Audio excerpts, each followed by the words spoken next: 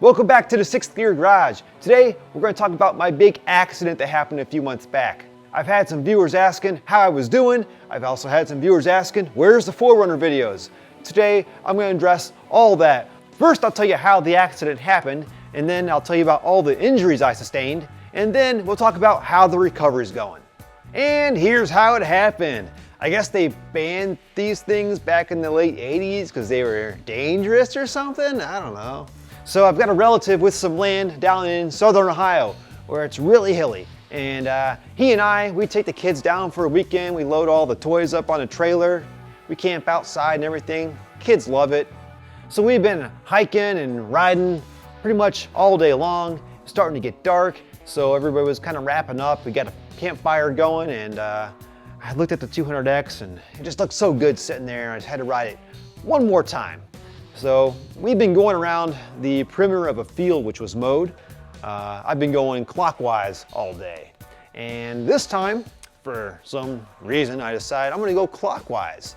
And this thing had been sitting for a while. It had some old gas in it. Wasn't running all that great. I put some fresh non-ethanol in it and it was running really good and it was just ripping. So I was going too fast, I'll be honest. I'm not that experienced of a rider. I was going way too fast for the situation I was in, going a different way that I didn't know, and I came up on a turn way too fast, didn't make it. Well, I'll tell you what, let's just go back to the actual scene and you'll see what I'm talking about. This was just mowed, but it used to be really tall and there was a path mowed around the perimeter of the field. And I came in here way too hot. So where the field stops, there's a 1.5 foot, 2 foot drop here onto this drive. So I straightened back up to hit this perpendicular so I wouldn't roll here. And instead, I went straight off this edge. If you look way down there, it honestly doesn't look as bad on camera. I ended up landing right in front of that pipe. I bounced off something on the way down and hit the ground hard, and the Honda was upside down right there in front of me.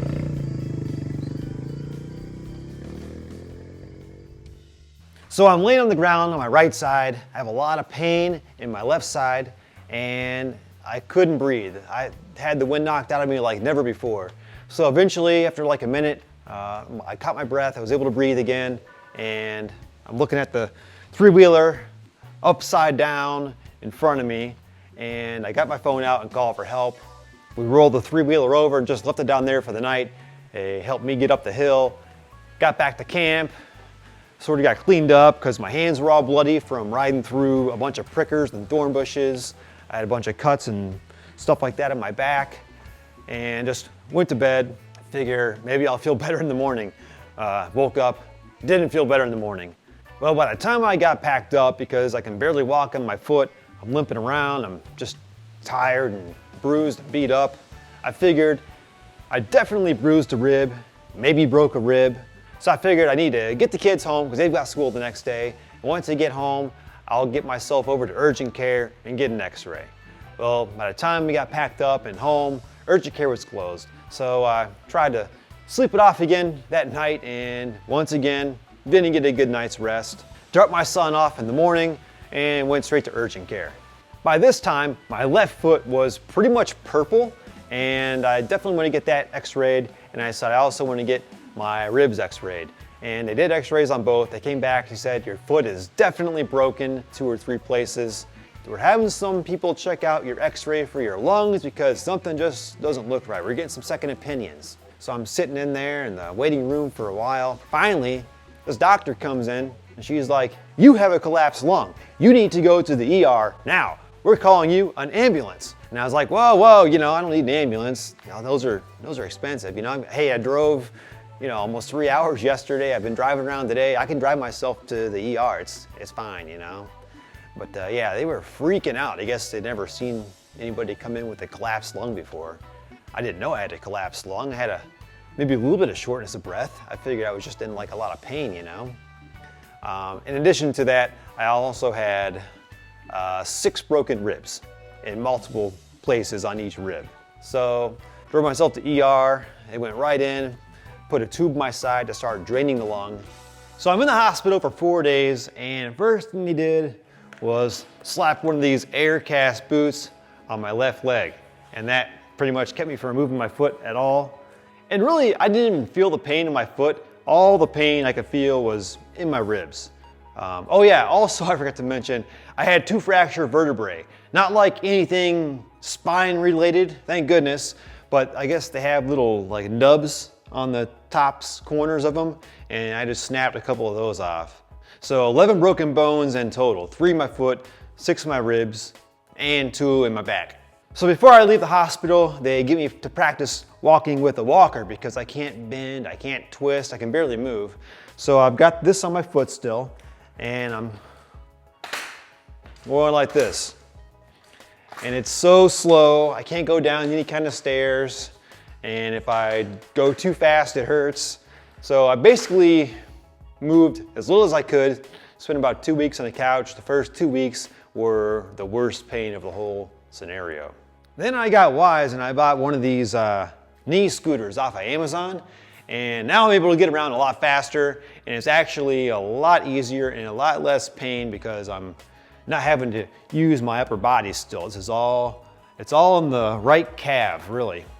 And I'm still wearing the boot at this time. And after about 2 months, the doctor says, all right, you can start putting some weight on it. So then I upgraded to a cane. And let me tell you about a cane. Everyone, like all kinds of strangers, they're so nice to you when you have a cane. Everyone's getting the door for me, asking me if I need anything. So I like the cane.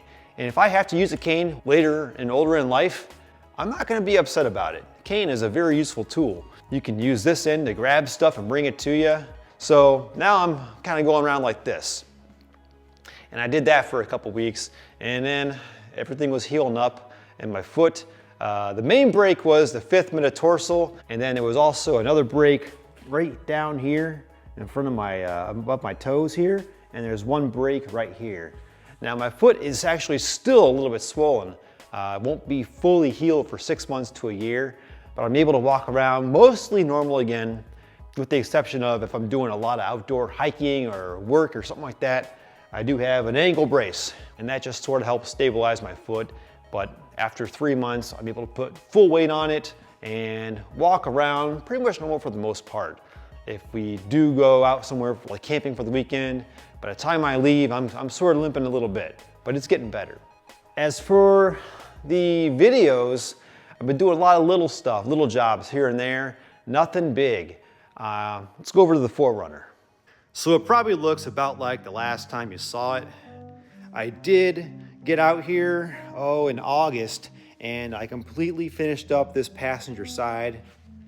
I didn't do this on video because I did a video when I did the other quarter panel. So this is all done. Rocker panel's all done. I didn't record this side because I'm actually gonna do a video on the other side. As you can see, that's nice and rusty, so that's gonna be a good video. But the problem is that the whole time I was repairing that passenger side, I'm sitting down or laying down, and I'm always hunched over, and I could work for a couple hours, and then at that point, my back hurt so bad, I'd have to go in and just lay down for like an hour, and it really wore me out. And I think I was overdoing it at first because it was constantly hurting, and I just want to make sure I'm not pushing it too hard and overdoing it and causing any long-term repercussions. So I was planning on having this done this year and actually driving it, but now that's all been pushed back to 2026. So I guess if there's anything I can take away from all this and pass maybe some advice on to the audience, is that one, I'm fortunate that I'm still able to be here and speak and walk on my own 2 feet. This really could have been a lot worse. I mean, I could have broken my back much worse than I did and been in a wheelchair or worse for the rest of my life. And that makes me think back to Matt and Stacy of Toyota World Runners. They're doing what they did hundreds of times across North and South America, and one time something went wrong and it was tragic. And the things that we often do for fun and enjoyment are dangerous. I mean, dangerous stuff is fun. Safe stuff is kind of boring to me, you know? So I know a lot of my viewers are probably into, you know, doing your own wrenching and off-roading and riding. And sometimes just take a step back and think about what we have to lose, because even though in our minds, you know, we're invincible, we're actually not.